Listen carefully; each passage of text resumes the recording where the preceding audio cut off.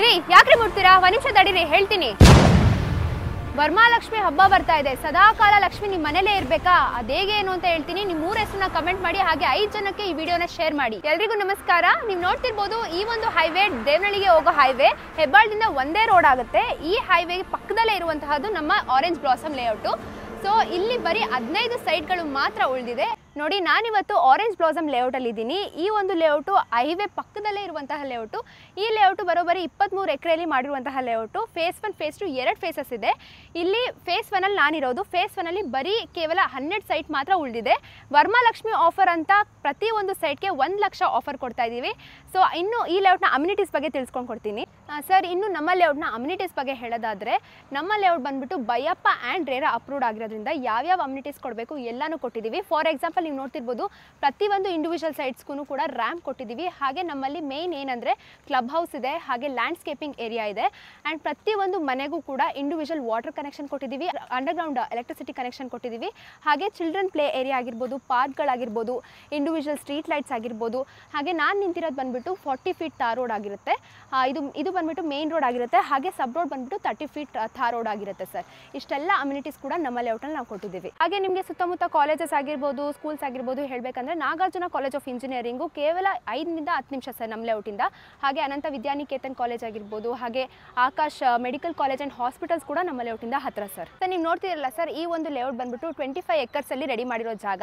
ಹಾಗೆ ಇದು ಬಂದ್ಬಿಟ್ಟು ಹೈವೇ ಪಕ್ಕದಲ್ಲೇ ಇರುವಂತಹ ಲೇಔಟು. ಇದು ಫೇಸ್ 1 ಅಂತ. ಇಲ್ಲಿ 3 ಎಕರೆಯಲ್ಲಿ ಡೆವಲಪ್ ಆಗಿರೋ ಜಾಗ. ನೆಕ್ಸ್ಟ್ ಇಲ್ಲಿ ಕಂಪ್ಲೀಟ್ ಆದಮೇಲೆ ಅಲ್ಲಿ 22 ಎಕರ್ಸ್ ಇದೆ ಸರ್. ಅದು ಫೇಸ್ 2 ರೆಡಿ ಮಾಡ್ತಾ ಇದ್ದೀವಿ.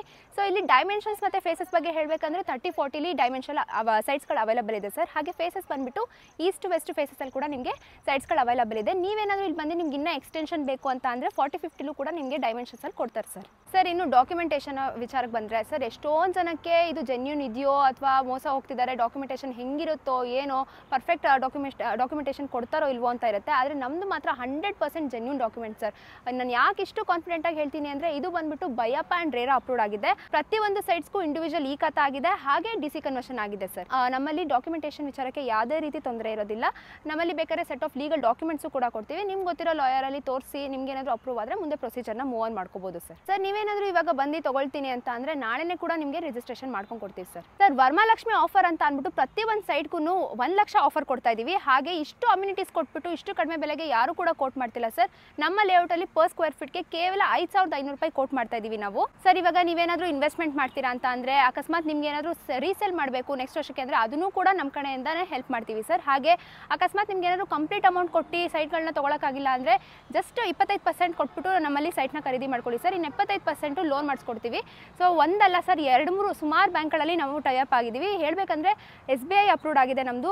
SBI ಅಂತ ಅಪ್ರೂವ್ಡ್ ಆಗಿದೆ ಅಂದರೆ ಲೀಗಲಿಟಿಗೆ ಯಾವುದೇ ರೀತಿ ತೊಂದರೆ ಇರೋದಿಲ್ಲ. ಹಾಗೆ ಆಕ್ಸಿಸ್ ಬ್ಯಾಂಕ್ ಆಗಿರ್ಬೋದು, IDBI ಬ್ಯಾಂಕ್ ಆಗಿರ್ಬೋದು, ಸುಮಾರು ಬ್ಯಾಂಕ್ಸಲ್ಲಿ ನಾವು ಟೈಅಪ್ ಆಗಿದ್ದೀವಿ ಸರ್. ಎಲ್ಲ ಬ್ಯಾಂಕಲ್ಲೂ ಅಪ್ ಟು 75% ನಿಮಗೆ ಲೋನ್ ನಾವು ಮಾಡಿಸ್ಕೊಡ್ತೀವಿ ಸರ್. ನೀವೇನಾದರೂ ನಮ್ಮ ಲೇಔಟ್ಗೆ ವಿಸಿಟ್ ಮಾಡ್ತೀನಿ ಅಂದರೆ ಏನಿಲ್ಲ ಸರ್, ನಿಮಗೆ ಹೆಬ್ಬಾಳ್ ರೋಡ್ ಗೊತ್ತಿರುತ್ತಲ್ಲ, ಡೈರೆಕ್ಟ್ ಒಂದೇ ರೋಡ್ ಸರ್. ದೇವನಹಳ್ಳಿಗೆ ಹೋಗೋ ಹೈವೇಲಿ ಪಕ್ಕದಲ್ಲೇ ನಿಮಗೆ ಆರೆಂಜ್ ಬ್ಲಾಸಮ್ ಅಂತ ಕಾಣಿಸ್ಬಿಡುತ್ತೆ. ಸೊ ಅಲ್ಲಿಂದನೇ ಡೈರೆಕ್ಟ್ ನೀವು ವಿಸಿಟ್ ಮಾಡ್ಬೋದು. ಹಾಗೆ ನೀವೇನಾದರೂ ಕಾಂಟ್ಯಾಕ್ಟ್ ಮಾಡಿ ವಿಷಯಗಳನ್ನ ತಿಳ್ಕೊಳ್ತೀರಾ ಅಂದರೆ, ಡಿಸ್ಪ್ಲೇ ಮೇಲೆ ಕಾಣಿಸ್ತಿರೋ ಕಾಂಟ್ಯಾಕ್ಟ್ ನಂಬರ್ಗೆ ಕಾಲ್ ಮಾಡಿ ಹೆಚ್ಚಿನ ಮಾಹಿತಿಯನ್ನು ತಿಳ್ಕೊಬೋದು ಸರ್.